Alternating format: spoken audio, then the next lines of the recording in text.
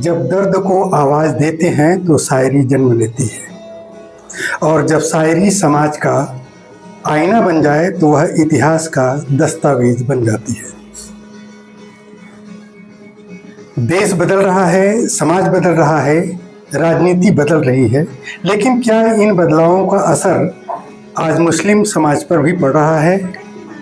क्या साहित्य आज भी सच बोलने की ताकत रखता है?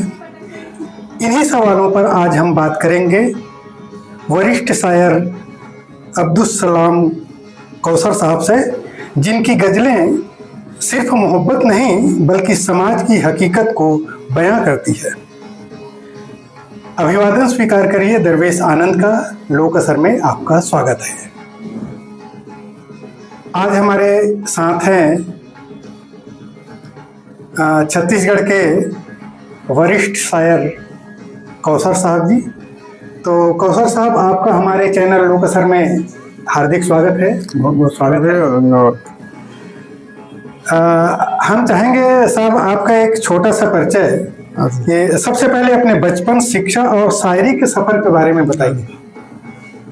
मेरी प्राइमरी स्कूल की पढ़ाई जिला सिवनी में हुई, पहली से 5वीं क्लास तक जी। फिर पिताजी के स्वर्गवास होने के बाद में हम लोग राजनांदगांव में आ गए जी, और यहाँ उर्दू स्कूल नहीं थी, भर्ती नहीं हो पाई, तो मैं हिंदी में भर्ती हो गया। और हिंदी की पढ़ाई करते करते मैं करीब उर्दू को भूल चुका था जी। मगर इत्तेफाक समझो कि मेरे पड़ोस में गुलामुद्दीन राशिद नाम के शायर थे, उनके पास में उर्दू की मैगजीन आती थी जिसमें शमा, 20वीं सदी और इब्ने सदी की जासूसी दुनिया आती थी। तो मेरे हाथ में किताब पढ़ी तो मुझे लगा मुझे कुछ उर्दू आती है, मैं भूल रहा था। मैं उन किताबों को पढ़ के मेरी उर्दू फिर से जवान हो गई जी। और क्योंकि राशिद साहब उर्दू के अच्छे शायर थे, यहाँ पे शायरों का जंगल होता था, तो उनकी शायरी को सुन के मेरे मन में पैदा हो गया शायरी का भाव, और मैंने शायरी का अध्ययन किया कॉलेज के ज़माने से, और इतना डूबा कि ये समझ लीजिए कि मैंने उर्दू शायरी को आत्मसात कर लिया। और आत्मसात करने के बाद ही कुछ कहने का मन आया, तो फिर मैं शायर बन गया धीरे धीरे। और क्योंकि मैं छप रहा हूँ आज करीब 150 उर्दू की हिंदी की मैगजीन है जो पाकिस्तान से निकलती है, न्यूयॉर्क से निकलती है, तो अखबारों में और मैगजीन में छपने से मेरे मन में बहुत अच्छी भावना पैदा हुई। एक तरह प्रोत्साहन मिला, लोगों के खत भी आए, लोगों ने फोन से बात भी की। इसलिए मैं कह सकता हूँ कि प्रकाशित होने से ही मेरी शायरी जवान हुई जी। अगर प्रकाशित नहीं होता तो मेरा शौक आगे नहीं बढ़ता। लोगों के खत आए, मैं समझता हूँ पिछले 40 साल से अगर मैं खतों को जमा करता जो मेरे पास में आए हैं, तो कम से कम 300 खत होते ये पूरे हिंदुस्तान से आते थे। अब आज तो मोबाइल का दौर है, जहाँ गज़ल छपी लोग बात कर लेते हैं मोबाइल से, तो मुझे अच्छा लगता है और बहुत प्रोत्साहन मिलता है मेरे को, और अच्छा कहने का मन भी करता है। कौसर साहब, आपके साहित्यिक जीवन में किन शायरों का सबसे अधिक प्रभाव रहा? किससे आप ज़्यादा मुतासिर रहे? देखिए, उर्दू शायरी में तो खुदा सुखन कहलाता है मीर तकी मीर, जो गालिब से 50-60 साल पहले का शायर था, उसने मुझे बहुत प्रभावित किया। और फिर गालिब तो उस्ताद है ही, और आज के दौर में मैं मिर्ज़ा फाज़ली और बशीर से बहुत ज़्यादा प्रभावित हूँ। इन लोगों ने आम बात की है शायरी की, मतलब सामान्य भाषा में जी, आम आदमी की समझ में आने वाली बात क्या, वही शायरी है। आप उर्दू के गहरे शब्द उपयोग करोगे, फारसी के शब्द उपयोग करोगे, जिसको पढ़ने के बाद में आदमी उसका अर्थ खोजने लग जाए, तो ये शायरी नहीं होती। शायरी वो होती है कि आपने कहा और वो सामने वाले समझ गया। अंग्रेजी में कहावत है कि poetry is a picture of words. जैसा शायर ने कहा और उधर जो शायर कह रहा है उसका चित्र पूरे सुनने वाले के दिमाग में आ जाए, तब तो शायरी है, वरना शायरी नहीं है। तो साहब, आपकी पहली गजल कब और कैसे लिखी गई थी? पहली गजल जो है, गजल तो मैं नहीं लिखा, हमारे दोस्तों की शादी होती थी, तो जिस तरह शादी में शुभाशीष देते हैं वर वधू को, आशीर्वाद देते हैं, तो आशीर्वाद के रूप में हमारी जो शायरी परंपरा सेहरा लिखने की थी। तो यानी दूल्हा दुल्हन को आशीर्वाद देने के लिए जो गीत लिखा जाता है उसको कहते हैं सेहरा। तो मैं दोस्तों की शादी में सेहरा लिखा करता था, और 15-20 दोस्तों की शादी में क्या लिखने के लिए सेहरा, उससे मुझे बड़ा अच्छा लगा, प्रोत्साहन। एक शेर देखिए अब आप कि क्यों ना महके आरज़ुओं का जहाँ सेहरे के दिन, क्यों ना महके आरज़ुओं का जहाँ सेहरे के दिन, हर कली मसरूर है गुल गुलफिता सेहरे के दिन। ये है मतलब शायरी का आशीर्वाद है शायरों के लिए, मुराद रहम के लिए। तो मैंने बहुत लिखा, तो शेरा लिखने से मेरे मन में भावना पैदा हुई कि मैं शायरी कर सकता हूँ करके, तब मैंने कोई बात करना शुरू किया। आज की नई पीढ़ी गजल को किस रूप में समझ पा रही है? नहीं, आज की नई पीढ़ी में सबसे बड़ा मुझे आश्चर्य होता है कि लोग गज़लों से शौक तो है, गज़लें सुनते भी हैं, मगर गज़ल की समझ जो है वो लोगों में बहुत कम है, बल्कि नहीं के बराबर है। क्योंकि किसी विधा को आप अगर अपना रहे हो तो आपको उसको आत्मसात करना पड़ेगा। जब तक आप आत्मसात नहीं करोगे आप किसी विधा को नहीं पा सकते। दूसरी चीज़, गज़ल का जो मीडिया है वो उर्दू है। अगर आपको उर्दू नहीं आती तो गज़ल नहीं आएगी। गज़ल की आत्मा जो है उर्दू है। हालांकि लोगों ने उर्दू में हिंदी में गज़लें कही है, मैं हिंदी में गज़लें कहना यूँ समझ लीजिए आप कि गुड़ की जलेबी। आपने कहा जलेबी माने वो जो शक्कर की चाशनी में डूबी हुई है।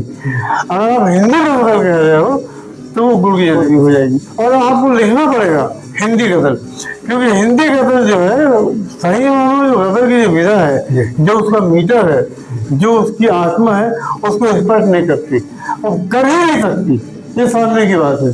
क्योंकि चाय माने शक्कर की चाय, अगर आप चाय पियोगे, कोई बोले गुड़ की चाय वहाँ शुरू हो जाएगा वो। तो इसलिए गज़ल जो है वो उर्दू है, उसकी जान, और उर्दू में गज़ल कही जा सकती है। हिंदी में गज़ल क्या करते हैं, कोई बड़ी बात नहीं, उसको लिखना पड़ेगा हिंदी की गज़ल। लोगों ने कहा है हिंदी में गज़लें कही है, वो गज़ल नहीं कह सकते उसको, वो गज़ल नहीं कहलाएगी। कौशल साहब, गजल केवल प्रेम की अभिव्यक्ति है या समाज की भी आवाज़? नहीं, गज़ल का जो आत्मा है वो तो प्रेम है, मगर आजकल जो गज़ल है उसमें समाज की बात, सियासत की बात, ये दोनों आ गई है। इसलिए आजकल की शायरी में अगर आप सिर्फ मोहब्बत की बात करेंगे तो लोग उसको एक्सेप्ट नहीं करेंगे। आपको समाज में बात करना चाहिए।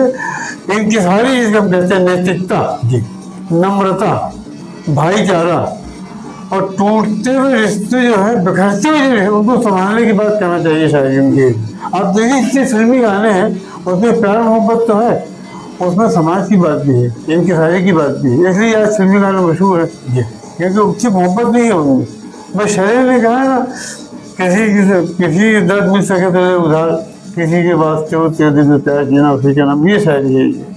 क्योंकि आम आदमी जो है वो फिलॉसफी नहीं पढ़ता, गीता नहीं पढ़ता, रामायण नहीं पढ़ता, तो फिल्मी गानों में जो शायर हैं उसकी स्टडी इतनी गहरी होती है कि वो रामायण की बात को, गीता की बात को, कुरान की बात को, बाइबल की बात को उसको अपने शब्दों में पेश करता है। अब देखिए ना, वो एम.डी. हसन ने कहा है कि वो जैसे कर्म करेगा वैसे फल देगा भगवान, ये है गीता का ज्ञान। कितनी यही बात कहा है उसने। ये जो समाज को सुधारने की बात कहना चाहिए, इनकी शायरी की बात, नंबर बात बहुत ज़रूरी है। अगर ये नहीं होगा तो मोहब्बत नहीं है, शायरी नहीं है।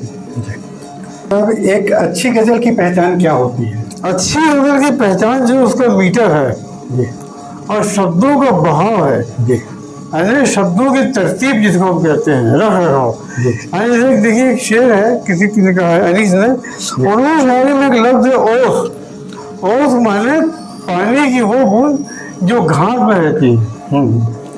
और अगर आप शबनम कहेंगे तो शबनम जो है वो भी ओस है, मगर अगर वो गुलाब की पगड़ी पे है तो शबनम कहलाएगी।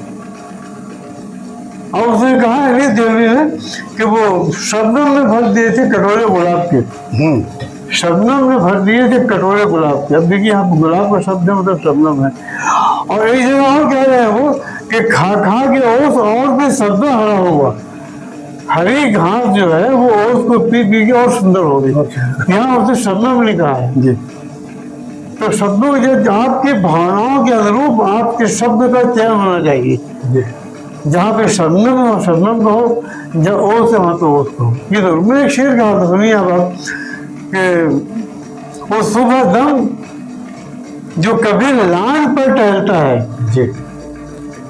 हरी घास की वो सुबह दम जो कभी लान पर टहलता है तो उसको ओस के मोती बिखर के देखते हैं। क्या बात!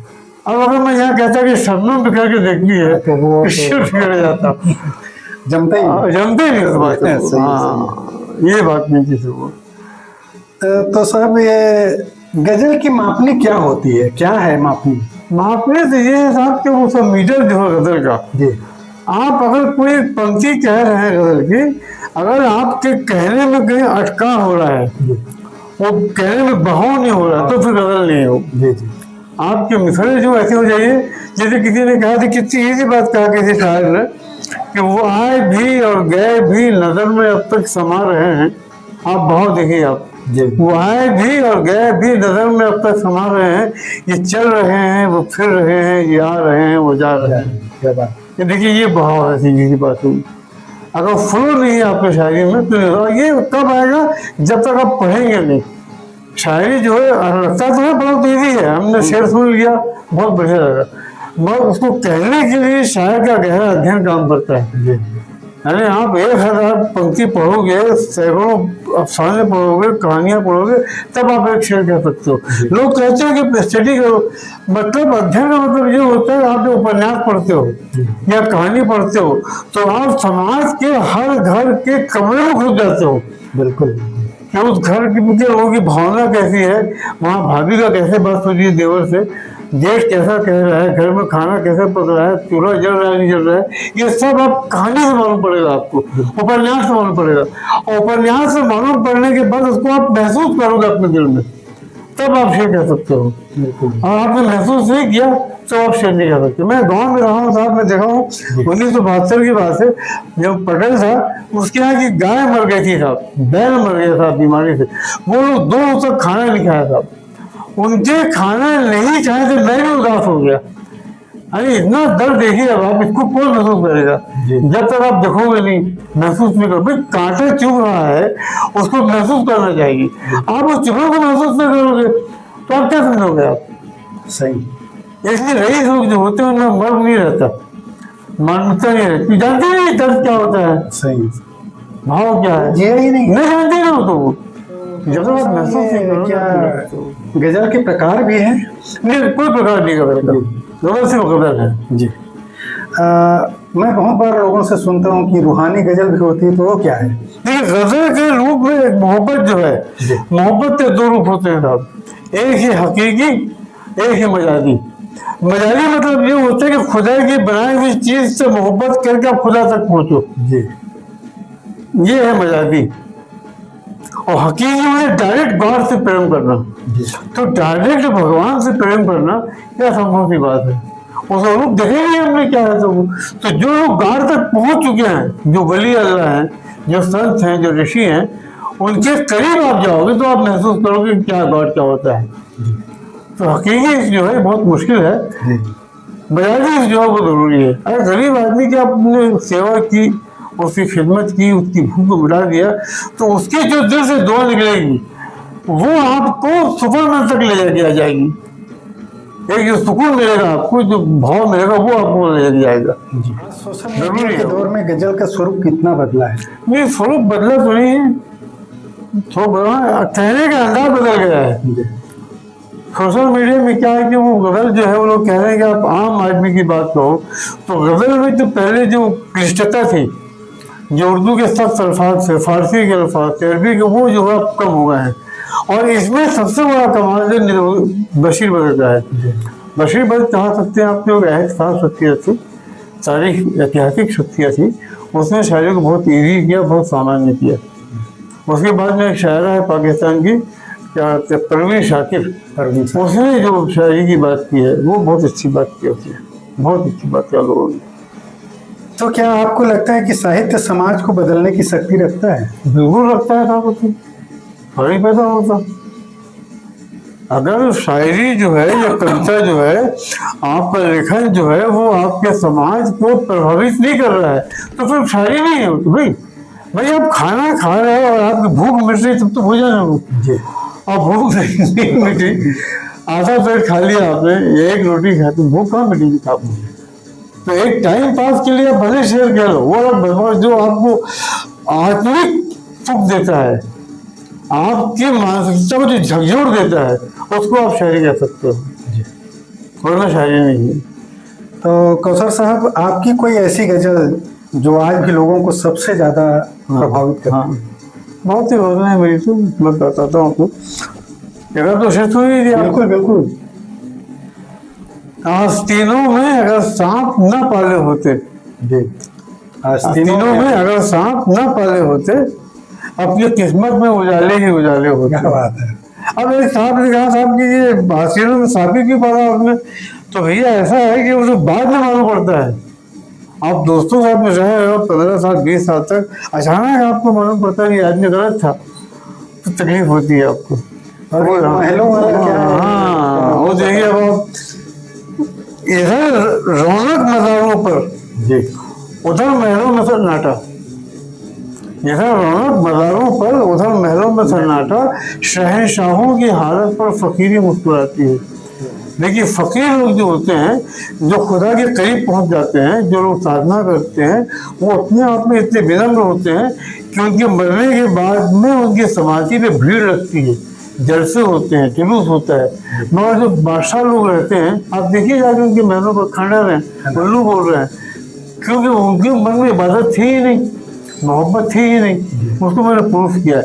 अब जब मैं कामठी मुशायरे में गया था, तो मैंने ऑटोग्राफ लिख के दिया। तो जिस लड़की को मैंने लिख के दिया ऑटोग्राफ, उसने कहा कि शायद महलों में सन्नाटा क्यों है? कभी आपने इस पर गौर किया है? तो मुझे बात जम गई। तो राजनांदगांव आते आते मेरे मन में बात हो गई। मैंने देखी पूरी बात कहा है, सन्नाटा कितनी है। आप मैंने सुना है साहब, जहाँ अय्याशी होती है, वासना होती है, जहाँ पे गूढ़ मानसिकता है, वहाँ के जो 7 घर होते हैं वो बर्बाद हो जाते हैं।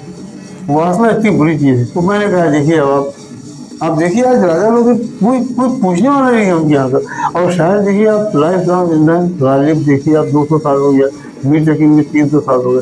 देखिए, मैंने कहा है, अर्ज किया है कि दासियों के कहे और इशरतों की महफिलें, दासी माने नौकरानियाँ, अय्याशी का साधन, इशरतों की महफिलें, मौज मस्ती की महफिलें, दासियों के कहे और इशरतों की महफिलें, इन नज़ारों में ये खोकर जिंदगी काटा हूँ मैं। और चीख किसकी दबनी और बददुआ किसकी लगी, याद सब कुछ है मुझे, महलों का सन्नाटा हूँ मैं।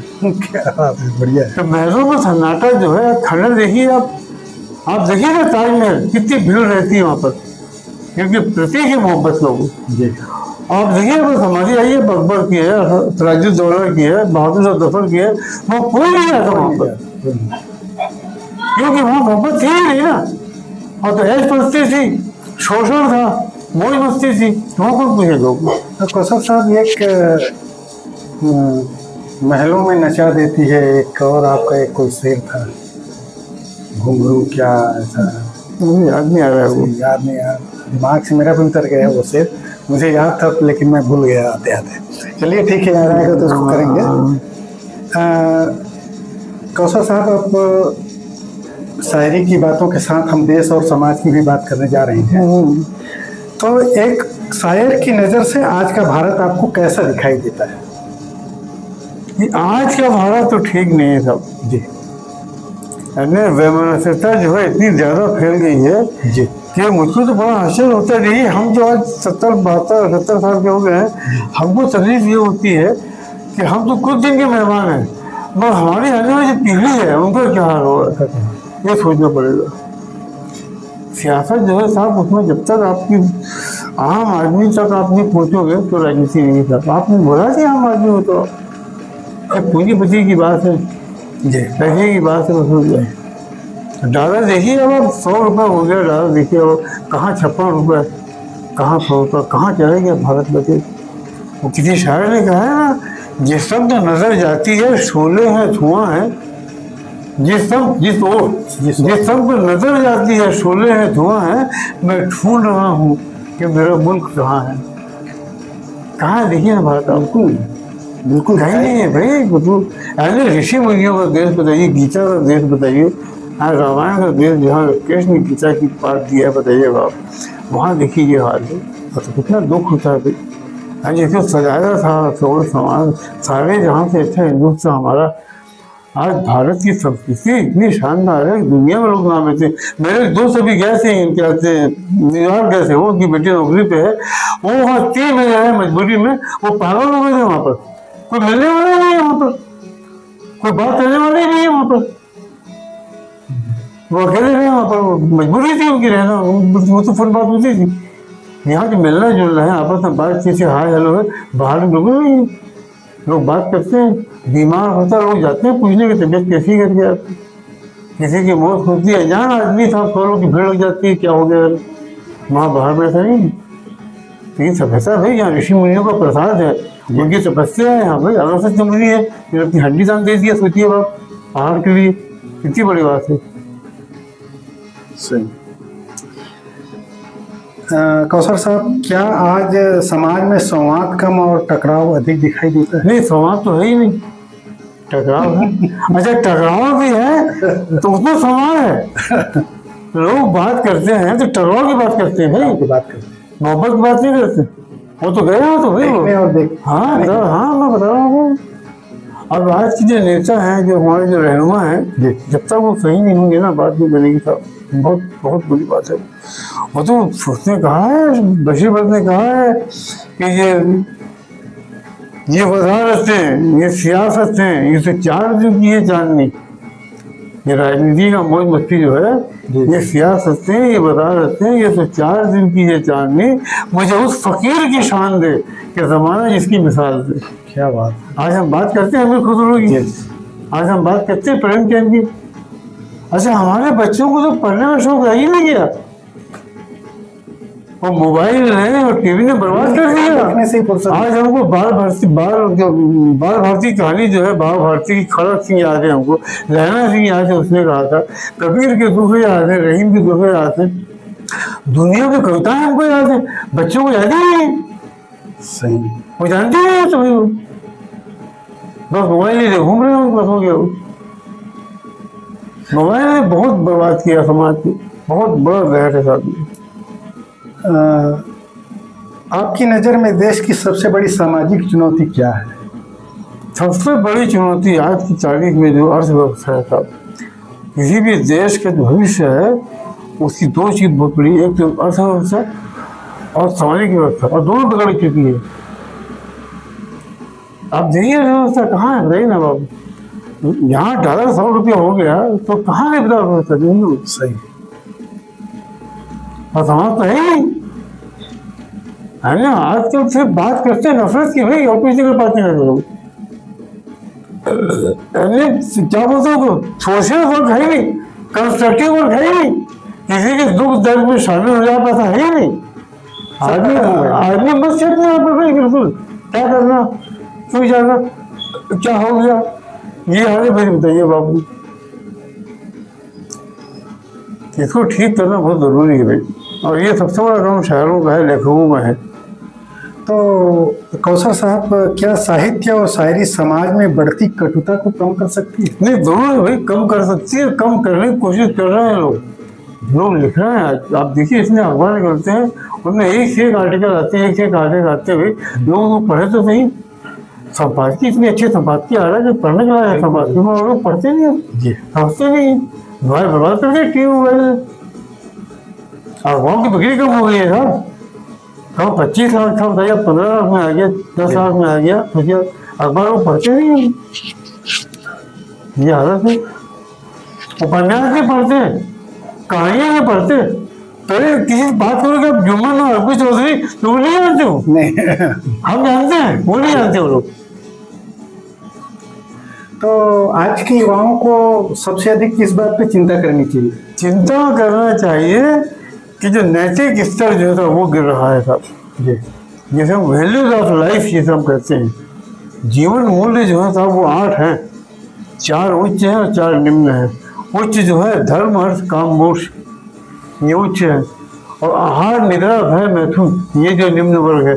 तो आहार निद्रा ही नहीं है, ना ठीक से खाना मिल रहा है, ना ठीक से आदमी सो नहीं सकता आदमी। अरे पत्नी के पास में रहकर उससे ठीक से बात नहीं कर सकते, क्या लोगे आप? इतना तनाव हो गया भाई, भाई बहन से प्यार खत्म हो गया। ये तो अमूल्य है ना। जीवन मूल्य कहाँ है? अब जब लोगों से जीवन मूल्य है, आहार निद्रा है, वो नहीं है, तो उसे तो छोड़ दीजिए। धर्म तो कोई है ही नहीं, अर्थ तो है नहीं, काम मुक्ति नहीं है। मोक्ष तो बोलते, क्या मोक्ष बोलते भाई? बस थॉट भी मतलब बोलते भाई।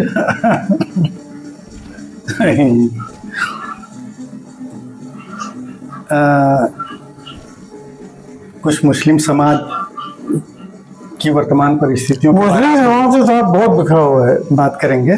तो मुस्लिम समाज के सामने आज सबसे बड़ी चुनौती क्या है? सबसे बड़ी चुनौती है समाज में अंडरस्टैंडिंग, आपसी समझ नहीं है लोगों में आज।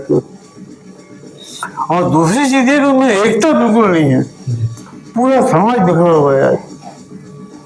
आज अगर आप एक बात कह दोगे उसको, वो बात सही कह रहा है, तो उसके विरोध में 100 लोग पैदा हो जाते हैं। वो ये नहीं सोचते कि जो कहने वाला कितना लर्नर है, कितना पढ़ा लिखा आदमी है, और जो कह रहा है वो सही कह रहा है।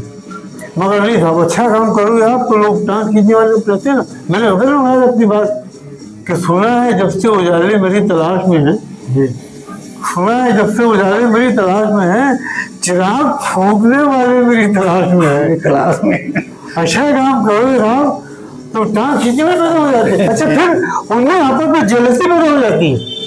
आपके समाज का आदमी जो है, आपके बीच का आदमी ऊपर उठ रहा है, तो आपको तो खुश होना चाहिए। खुश होना चाहिए, तो खुश नहीं होते भाई, उनमें चिड़ पैदा हो जाती है, ये आदमी हमारे आगे बढ़ रहा है।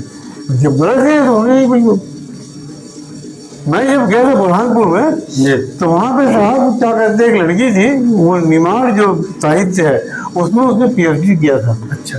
तो हम लोग उर्दू ट्रेनिंग में गए थे, तो वहाँ के इंचार्ज ने कहा उन्होंने PhD किया निमाड़, बोले इसका सम्मान किया जाए। तो वो लड़की जो उसकी जात की धोबन की जात थी, कपड़े धोने वाली थी वो।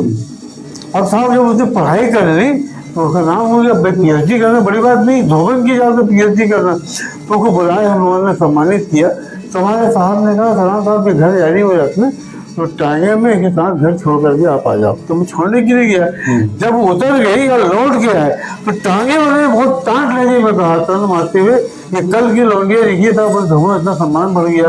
तो मैंने कहा भैया ये बताओ कि आपके बच्चे क्या करते हैं? मैंने कहा आप तो घर जाते हो, घोड़ा खोल देते हो, बच्चे को दाना तो बोलते हो, घोड़े को साफ करो बोलते हो, पढ़ाई किया? मैंने कहा आप लोगों ने? आज इसकी इज्जत किस लिए है? मैंने कहा पढ़ाई नहीं है। मैंने कहा, और आज हमारा मुस्लिम समाज जो है पढ़ाई से बहुत दूर था। जी, उसी पे मैं आना चाह रहा था। तो मुस्लिम समाज शिक्षा और रोजगार के क्षेत्र में अपेक्षित जो प्रगति जो है वो नहीं हो रही, नहीं हो पा रही, होना चाहिए। देखिए मुस्लिम समाज में एक से थी अब्दुल कलाम आज़ाद, बिल्कुल भी। अब आप देखिए हजरत मोहानी जिन्होंने इनकलाब जिंदाबाद की बात की थी, अशफाकुल्लाह खान बताइए बाप, कुछ मिला है बताइए बाबू। APJ कलाम आज वर्ल्ड फिगर बताइए, जिसको अमेरिका ने बुलाया तो वो नहीं किया, अमेरिका नहीं किया, बताइए बाबू। हाँ, ये फखरुद्दीन अली अहमद जो राष्ट्रपति थे, जाकिर हुसैन राष्ट्रपति थे, हिदायतुल्लाह खान चीफ जस्टिस है हाई कोर्ट के। तो लड़ने लोग हैं पढ़े लिखे, बहुत इनसे लोग प्रेरणा नहीं लेते, ये आश्चर्य की बात है। आदमी को चाहिए कि जो सामने वाले से प्रेरणा नहीं ले, जेलसी करते हैं वो लोग। अरे साहब तो कोई पढ़ा लिखा आदमी था, उसकी बात क्या करो। मतलब जितने भी संगीतकार हैं आज, जो संगीत की देन है आज, बड़े गुलाम अली खान, बिस्मिल्लाह खान देखिए आप, जितने बड़े जाकिर खान देखिए आप, जो संगीत के साधक हैं वो कौन है आज? सिर्फ हम कर रहे हैं। जिसने संगीत किया बताइए, अमीर खुसरो जो सितार था वो उसने सारंगी किया बताइए आप, जो ढोला था तबला किया है उसने, जो राग पैदा किया। आज इतने कितने लोग हैं भाई हिंदुस्तान में। नौशाद को देखिए आप, महबूब खान को देखिए आप, तो बहुत बड़ी बड़ी हस्तियाँ, मगर इनसे लोग प्रेरणा नहीं लेते, ये बड़ी बात। और प्रेरणा नहीं लेंगे भी कहाँ से? पढ़ने के नहीं है, पढ़ेंगे तो मालूम पड़ेगा कौन क्या था कौन क्या था, नहीं जानते मतलब। तो सबसे बड़ी चीज़ जो है शिक्षा, जो है सब शिक्षा बिल्कुल नहीं है साहब। ये बहुत दुख की बात, बल्कि ये कहा जाए कि बहस है निर्विकार, क्या बोलते हैं उसको आप, यानी भावनाहीन हो गया है। ये बहुत दुख की बात है। आज देखिए राजधानी गाँव में मैं अकेला उर्दू में जानने वाला हूँ, कोई घमंड की बात नहीं है ये। आज अच्छे जो मुझे पूछती कि आपके धर्म पर ये उर्दू का लफ्ज क्या है, आज वो शादी में कार्ड लिखना है, फिर क्या लिखना है, बहुत पढ़े लिखे नहीं हो। तो पढ़ाई बहुत बड़ी चीज है, पढ़ाई से दूर बहुत हो रहा है। वर्तमान राजनीतिक माहौल को मुस्लिम समाज किस दृष्टि से देखता है? नहीं, मुस्लिम समाज जो है वो दृष्टि से हतोत्साहित जो है, मगर वो आगे अच्छा करने के प्रयास में है, इसमें कोई शक नहीं। कुछ लोग हैं जो अच्छा करने के आगे बढ़ रहे हैं, जो कोशिश कर रहे हैं वो आगे बढ़ रहे हैं और लगे हुए हैं उनके बराबर, इसमें कोई शक नहीं। मौजूदा राजनीति, हाँ, आज कुछ लोग हैं वो लगे हुए बराबर जी, आगे बढ़ने प्रयास कर रहे हैं, पार्टी बना रहे हैं वो। कुछ लोगों का मानना है कि मुस्लिम समुदाय में असुरक्षा की भावना बढ़ी है, आप इस विषय को कैसे देखते हैं? नहीं, वो तो हो गई, इसमें कोई शक नहीं,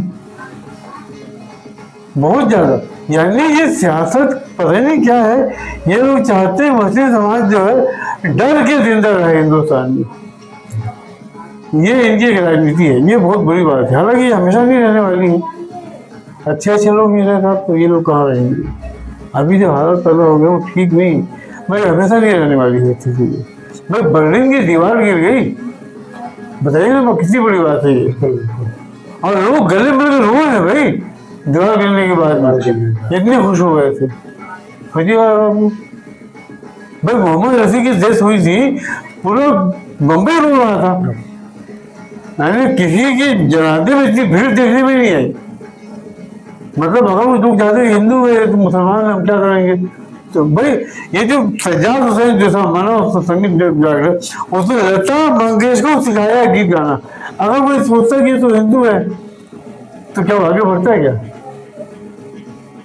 सही। तो जहाँ साहित्य है वहाँ विशालता है हृदय में, और विशालता जब तक हृदय में है तब तक आदमी जिंदा है, इंसानियत जिंदा है। और विशालता नहीं है तो जिंदा कहाँ रहेगी? ब्रॉड माइंडेड से हम कहते हैं, वो जरूरी है। तो लोगों में है, अभी भी कुछ लोगों में मानते हैं लोग।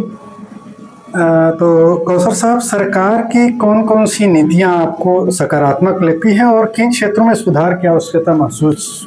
देखिए, सरकार की सबसे बड़ी नीति जो मैं देखता हूँ, मुझे आश्चर्य होता है कि जो मकान जो बना के दे रहे हैं गरीबों को, जी, ये बहुत बड़ा उनका मतलब योगदान है सरकार को। पहले किसी ने नहीं किया इस काम, इसकी तो प्रशंसा करना चाहिए। और जो अभी जो नीतियाँ बनाई जा रही हैं बाद में आने के लिए, प्रौढ़ शिक्षा जो है वरिष्ठ नागरिकों के लिए विशेष अधिकार दिए जा रहे हैं।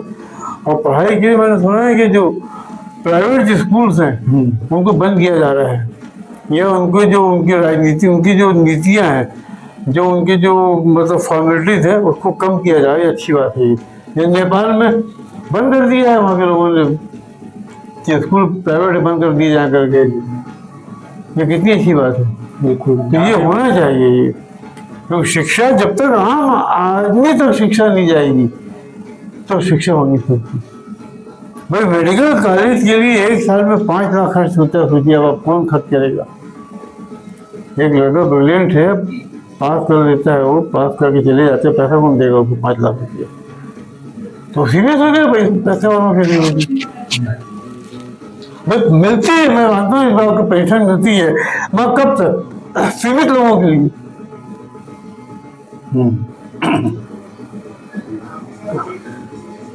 तो देश के विकास में मुस्लिम समाज की भूमिका को आप कैसे रेखांकित? नहीं, विकास में नहीं, विकास देश में जो मुस्लिम भूमिका है वो तो आगे है, आगे बढ़ रही है, आगे लोग काम कर रहे हैं। और देखिए, समाज जो होता है उसका जो बेसिक जो पॉइंट है वो इंसानियत है, मानवीयता है। और आजकल जो पहले लोग मिलजुल के रहते थे वो कम हो रही है, इसलिए भावना कम हो गई वो है। लोगों को फिक्र है, परेशान है लोग। कई लोग मुझसे बात करते हैं सलाम साहब क्या होगा देश कम होगा? नहीं, ये स्थिति हमेशा नहीं रहेगी, ठीक हो जाएगी, दूर हो जाएगी। तो सांप्रदायिक सौहार्द को मजबूत करने के लिए क्या कदम उठाए जाने चाहिए? सांप्रदायिक सौहार्द को मिल करने के लिए जो हमारे त्यौहार हैं उनको हमें मिलजुल के मनाना चाहिए। ऐसा नहीं कि होली मुसलमानों का त्यौहार नहीं है, ईद हिंदुओं का त्यौहार नहीं। आज भी लोग ईद में जाते हैं मिलने के लिए, बराबर आते हैं मिलने के लिए, दिवाली में लोग जाते हैं मिलने के लिए, इसमें कोई बड़ी बात नहीं है। तो जो त्यौहार हैं हमारे उनको हम सबको मिलकर मनाना चाहिए। सबसे बड़ी बात है ये। अगर त्योहार को हम सब मिलकर मनाएंगे, होली है, दिवाली है, दशहरा है, ईद है, बकरीद है, मुहर्रम है, तो बहुत बड़ी बात है। पहले मनाते हैं लोग, आज लोग मना रहे हैं। तो त्योहारों को हम जब तक एक दूसरे के साथ मिलकर नहीं मनाएंगे और एक दूसरे के धार्मिक स्थल का हम लोग सम्मान नहीं करेंगे, तब तक जो त्योहार बना नहीं रहेगी। आज देखिए उर्स होता है, उसमें खुद जाते हैं, मुसलमान जाते हैं, सब कोई बड़ी बात नहीं होती। कोई मतलब हिंदुओं मुसलमानों का मचाते हैं मजाक में। आप देखिए ना, जो तुम्हारा अजमेर शरीफ है या जामुन में फंस जाते हैं वहाँ पर, वो कोई मना नहीं करते कि आप मुसलमानों में हिंदू मत जाओ, फंस जाते हैं, बड़े प्यार से बात करते हैं, प्रसाद लेते हैं, लेके आते हैं। मस्जिद में पहले ये होता था, जब लोग नमाज पढ़ने निकलते थे तो लोग जो बच्चे बीमार रहते थे उनको लेके आते थे, खड़े रहते थे और नमाजियों को फूंक करके आगे बढ़ते थे। एक लाइन लगी रहती थी और सबकी, ज़्यादातर हिंदुओं की। अब वो भावना कम हो गई। अभी भी आते हैं लोग, जो है मैंने भैया नमाज पढ़ के आ रहा, भैया फूंक दीजिएगा। अब भावना कम होगा, कम नहीं होगी, वो आगे बढ़ेगी ये भावना।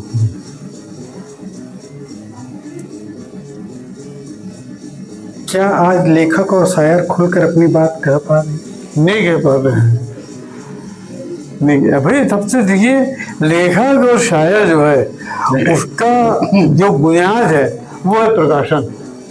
अगर आप अखबारों को लिख के दोगे तो नहीं छापता हूँ, वो डरा हुआ है कि भैया हम छाप देंगे तो कल दिल्ली से आदमी आ जाएगा पूछने के लिए क्या छापा करके आप। अभी भाई नागपुर में दावा पड़े थे, उसने कुछ छाप दिया था, वो कोई कोर्ट का मामला था मेरे ख्याल से, तो दिल्ली से आदमी पूछने के लिए आ रहे थे कि आपने क्यों छाप दिया करके। अच्छा। और पूरे अखबार निकाले, पूरे हिसाब पूछ दिया, कितना जीएसटी है, अब कितना अखबार छपता है। अब सोचिए जब ये हालत है, वो वहाँ पे बहुत मना बाजार के बोलते हैं, गुजरात का नाम याद नहीं, उनको राष्ट्र के अंदर जेल में डाल दिए थे, छाप दिया था उसने। यानी सियासत के खिलाफ कुछ छाप दोगे आज तो डर लगता है भाई, डरे हैं अखबार वाले आजकल, बहुत डरे हैं अखबार वाले आजकल। ये बहुत आश्चर्य की बात है, जो मीडिया है, जो समाज को सही दिशा देता है, वो डरा हुआ है। डरा हुआ तो फिर आप हम आदमी की बात क्या करोगे आप कि बिका हुआ है? हाँ, बिका हुआ है, डरा हुआ है, बिका हुआ है, पैसा कम मिल जाएगा। और लोकतंत्र में असहमति की क्या भूमिका है? किसकी भूमिका? असहमति। नहीं, बहुत बड़ी भूमिका है भाई, बहुत सहमति कहाँ है आजकल भाई। अब तो मैं देखता हूँ लोग फोन कर पूछते हैं तो भाई तुम क्या छाप रहे हो भाई, भाई तुम क्या छाप रहे हो भाई, तो ऐसा नहीं था, लोग छापते थे बराबर, आपस से बात नहीं करते थे। अब ऐसा नहीं है वो, ये मैं छाप रहा हूँ भाई, कुछ बात गड़बड़ नहीं, आप छाप दो, बोले आप ये ऐसा है। प्रिंट मीडिया जो है वहाँ तो बहुत मतलब बिगड़ चुका है, उसका असर गिर गया था, बहुत दुख की बात होती है। अब देखिए वो तो अंजना कश्यप गई थी बिहार में, कहाँ पर तो लोग मारने को आ गए थे, वहाँ पर भीड़ लग गई थी वहाँ पर, कितनी बुरी बात है ये। तो क्या साहित्यकारों की सामाजिक जिम्मेदारी पहले से अधिक बढ़ गई है? नहीं, बहुत बढ़ गई है। अब तो भाई शायरों को और लेखकों को बहुत ही सतर्क होकर और पूरी दिलेरी के साथ और पूरे आत्मविश्वास लिखना चाहिए। और अगर अखबार नहीं छापते हैं तो उनको चाहिए कि पॉम्पलेट लेके बाटी में आ जाता वो लोग, तब बात बनेगी। वो कहा ना किसी शायर ने, अब खुल के कहो बात तो फिर बात बनेगी। अखबार में आप मत छापो, आप छापो तो आपको मोबाइल भी आ गया, आप लिख के भेजिए, आप लेकर लिखिए मोबाइल में, आप ब्राउजिंग कीजिए आप समाज के लिए। कौशल साहब, आखिरी पायदान की ओर हुए चलते हैं, तो जो युवा शायरी और गजल लिखना चाहते हैं उन्हें क्या सलाह देंगे? उनको ये चाहिए कि वो आत्मसात कर रहे शायरी को। जो बहुत मशहूर शायर हुआ है अभी, जो बहुत मशहूर हो गया था, उसका नाम है अदम गोलवी। अदम गोलवी ये किसान का है, राम सिंह अदम नाम है इनका। उससे किसी ने पूछा था तो उसने कहा था कि आप 1 लाख शेर आप पढ़ोगे और उसको आत्मसात करोगे तब गजल कह सकते हो। और 2-4 उर्दू के शब्द जानकर, 2-4 गजलें पढ़कर, फिल्मी गाने सुन के अगर आप अपनी भावनाओं को व्यक्त करते हो तो गजल लिखी जा सकती है। गजल की भावना को समझो आप, गजल के मीटर को अपनाओ आप, तब जा गजल गाओ। अब आप ये सोचिए, जाम को कोई आदमी बेचेगा सेब कह करके, तो आप क्या कहोगे? भाई जाम तो जान ही रहेगी ना भाई। तो आप अगर सिंपल आपको बेचना है गजल, आपको तो गजल कहना पड़ेगा, आपको सीखना पड़ेगा, उसको कहना समझना पड़ेगा आपको। धर्म और राजनीति से ऊपर उठकर देश को मजबूत बनाने के लिए युवाओं को क्या करना चाहिए? सबसे बड़ी चीज जो है नैतिकता साहब। आजकल युवा वर्ग में नैतिकता बिल्कुल नहीं है। नैतिकता और आत्मसम्मान और स्वाभिमान तो है ही नहीं साहब। समाज को साहब ये जो ब्लू फिल्में हैं और जो न्यूड फिल्में हैं और जो अगर फिल्मों में जो बेहुदा गाने आ रहे हैं, इसने पूरा बर्बाद कर दिया साहब। यानी आदर्श की बात तो नहीं रह गई ना जी। भाई, जहाँ आदर्श नहीं है वहाँ क्या मतलब उसका? तो आजकल जो नैतिकता वो बड़ी चीज है। जब तक आप नैतिकता नहीं है, जिसको हम ऑनेस्टी बोलते हैं, डिसिप्लिन कहते हैं, वो बिल्कुल नहीं लोगों में। जी। कौशल साहब, अपने चाहने वालों और देशवासियों के लिए आपका क्या संदेश है? मैं क्या कहूँ, बहुत थोड़ा सा इतनी कहूँ कि मिलजुल के रहना बहुत जरूरी है। मिलजुल के रहो और जहाँ तक कोशिश करो लोगों को नैतिकता का पाठ पढ़ाओ, उनको समझाओ धर्म क्या है, मोक्ष क्या है, अर्थ क्या है, जीवन की शैली क्या है। हमारी जीने की शैली बिगड़ गई है साहब। यानी बच्चे लोग देखो 12 बजे रात तक, 1 बजे रात तक बाहर बैठे गप मारते रहते हैं और 10 बजे सो के उठते हैं। भाई सोचिए, अब घर जाके बोलोगे तो क्या करेंगे साहब, बोलोगे तो बच्चे तो मानते नहीं है। तो आप माँ बाप बन गए हो तो आपका कर्तव्य है भाई कि आप बच्चों को पढ़ाओ, तो नैतिकता का पाठ तो पढ़ाओ। युवा वर्ग को संभालना सबसे बड़ी बात है। ये कर्तव्य माँ बाप का भी है, पड़ोसी का भी है, समाज का भी है। जिस मोहल्ले में बच्चा रह रहा है उस मोहल्ले के हर आदमी कर्तव्य है कि बच्चों को पूछे भाई कि आप 2 बजे कहाँ जा रहे हो रात को। आप एक बेबाबी कर रहा तो मेरा बच्चा उठा 2 बजे रात को, मैं पढ़ रहा था, तो मैंने पूछा कि तुम कहाँ जा रहे हो, तो बोल रहा वो अम्मा आने वाली बोले तो मैं जा रहा हूँ। तो ये पूछना चाहिए आदमी को। अब बच्चा 11 बजे रात पढ़ा रहा है तो माँ पूछती नहीं तुम कहाँ कैसे कर रहे? अरे डाइनिंग टेबल रखा हुआ है घर में और एक एक करके खाना खा रहा है। सामूहिक रूप से आप खाना खाओगे उसकी अलग भावना है। अब 2 बजे आप खाना खा रहे हो, बच्चा 3 बजे खाना खा रहा है, सोचिए बाप, तो लंच थोड़ी कर रहा है। नाश्ता माने 8 बजे के पहले, लंच माने 2 बजे के पहले।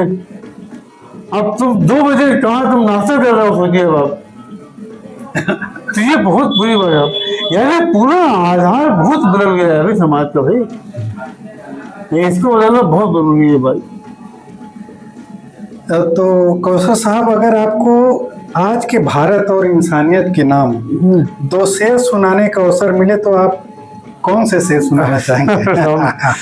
अब तो बहुत सारे शेर हैं जी। लेकिन मैंने कहा एक शेर कहा है जी कि हमको जीवन इस तरह जीना चाहिए कि हमको याद करके लोगों में खुशी की लहर दौड़ जाए, जी, मुस्कुराहट आ जाए, और हम अपने पुराने साथियों को याद करके, उसकी बेवफाई को याद करके, उसके विश्वासघात को याद करके हमारी आंख में आंसू आ जाए, तो ये कोई लाइफ नहीं है। तो मैंने कहा था सुनिए बाप, किसी की जिंदगी का हुस्न बन जाते तो अच्छा था, जी, लबों की मुस्कुराहट में नजर आते तो अच्छा था, किसी की आंख का आंसू बने तो क्या बने साहब, नजर का नूर दिल का चैन बन जाते तो अच्छा था। अच्छा, आपको याद करके किसी की आंख में खुशी आ जाए, दिल में सुकून आ जाए, होठों पे मुस्कुराहट आ जाए, ये तो लाइफ है साहब। और आपको याद करके कोई दुखी हो जाए, किसी को दर्द पैदा हो जाए, तो ये कोई जिंदगी नहीं। तो हमको समाज में हिल मिल के चाहिए रहना और अपना चरित्र को ऐसा बनाओ लोग हमको हमसे मिलकर खुश हों, हमसे मिलने के लोग आरज़ू करें, अब हमसे देख के लोग छुप जाए, ये कोई लाइफ नहीं होती साहब। तो साथियों,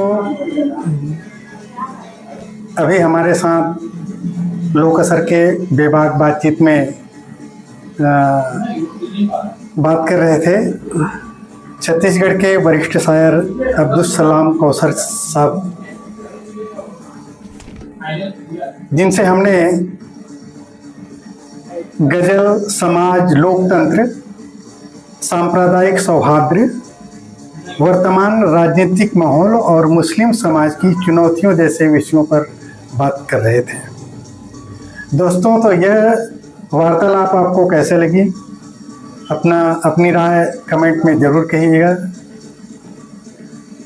साइबर अपराधों से बचिए, दूसरों को भी बचाएं, सावधान रहें, सुरक्षित रहें। देखते रहिए लोक असर। मैं हूं दरवेश आनंद। नमस्कार।